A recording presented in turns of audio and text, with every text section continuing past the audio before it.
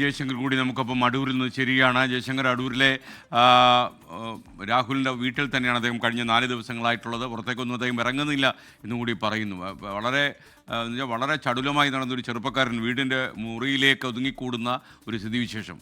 അസ്വസ്ഥയായിരിക്കും കാരണം എന്ന് ഞാൻ മനസ്സിലാക്കുന്നു. പറയൂ.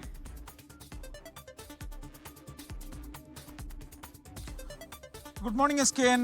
രാഹുൽ മങ്കൂട്ടം കഴിഞ്ഞ 4 ദിവസമായി അടൂരിലെ ഞാൻ നിൽക്കുന്ന ഈ നെല്ലിമുകളിലെ വീട്ടിൽ നിന്ന് പുറത്തേക്ക് കാര്യമായി ഇറങ്ങിയിട്ടില്ല. ഇന്നലെ രാത്രി ഈ ബാരിക്കേഡൊക്കെ തന്നെ ഒന്ന് മാറ്റി രാഹുൽ വാഹനവുമായി പുറത്തേക്ക് പോയിരുന്നു. അല്പസമയത്തിനകം തന്നെ വീട്ടിലേക്ക് കയറി വരികയും ചെയ്തിരുന്നു. രാഹുലിൻ്റെ രാഷ്ട്രീയ ജീവിതത്തിലെ ഏറ്റവും വലിയ പ്രതിസന്ധി ഘട്ടങ്ങളിലൂടെയാണ് അദ്ദേഹം കടന്നു പോകുന്നത് എന്ന് തന്നെ പറയാം. SKN സൂചിപ്പിച്ചതുപോലെ പൊതു ഇടത്തിൽ ജനങ്ങൾക്കൊപ്പം ഇടപഴകി നടന്നിരുന്ന ഒരു നേതാവ് 4 ദിവസമായി വീടിനുള്ളിൽ അടച്ചിട്ടിരിക്കേണ്ട ഒരു അവസ്ഥയിലും സാഹചര്യത്തിലൂടെയൊക്കെ തന്നെയാണ് രാഹുൽ കടന്നു പോകുന്നത്. മാധ്യമങ്ങളെപ്പോലും കാണാൻ അദ്ദേഹം കൂട്ടാക്കുന്നില്ല.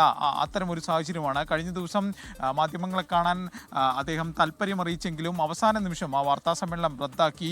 ഈ ഉയർന്ന ആരോപണങ്ങൾക്ക് ഒരു കൗണ്ടർ കൊടുക്കുന്നതിന് വേണ്ടിയായിരുന്നു ഇന്നലെ ഒരു വാർത്താ സമ്മേളനം ഉദ്ദേശിച്ചിരുന്നത്. അതിന് കൃത്യമായ ചില മറുപടികൾ, ചില മറുചാറ്റുകൾ കൂടി രാഹുൽ പുറത്തുവിടുമെന്നായിരുന്നു രാഹുലുമായി ബന്ധപ്പെട്ട കേന്ദ്രങ്ങൾ ഉൾപ്പെടെ അറിയിച്ചത്. പക്ഷേ അവസാന നിമിഷം നേതൃത്വം ഇടപെട്ടുകൊണ്ട് അത്തരത്തിലൊരു വാർത്താ സമ്മേളനം അത് കൂടുതൽ പ്രതിസന്ധിയിലേക്ക് നയിക്കുമെന്ന മുന്നറിയിപ്പ് രാഹുൽ നൽകി. അതോടുകൂടി രാഹുൽ വാർത്താ സമ്മേളനം റദ്ദാക്കി. തൽക്കാലം പ്രതികരണമില്ല എന്ന് മാധ്യമങ്ങളെ അറിയിക്കുന്ന സാഹചര്യമാണ് ഉണ്ടായത്. ഒപ്പം തന്നെ കഴിഞ്ഞ ദിവസം രാത്രി രാഹുലിനെ കാണാൻ പാലക്കാട് നിന്നുള്ള ചില മുതിർന്ന നേതാക്കൾ, ഈ സി ചന്ദ്രൻ ഉൾപ്പെടെയുള്ള KPCC അംഗം സി ചന്ദ്രൻ ഉൾപ്പെടെയുള്ള മുതിർന്ന നേതാക്കൾ ഈ വീട്ടിലെത്തിയിരുന്നു. അവരുമായി ഏകദേശം അരമണിക്കൂറിലധികം ഒരു കൂടിക്കാഴ്ച ഇവിടെ ഈ വീട്ടിൽ നടന്നു.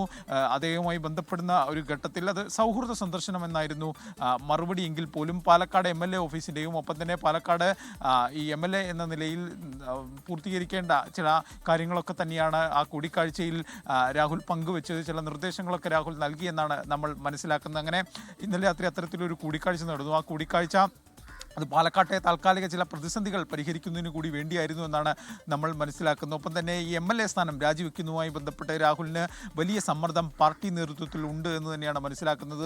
അനൗദ്യോഗികമായി രാജി എഴുതി നൽകണം എന്ന ആവശ്യം പാർട്ടി രാഹുലിനെ അറിയിച്ചതായാണ് നമുക്ക് ലഭ്യമാകുന്ന വിവരം.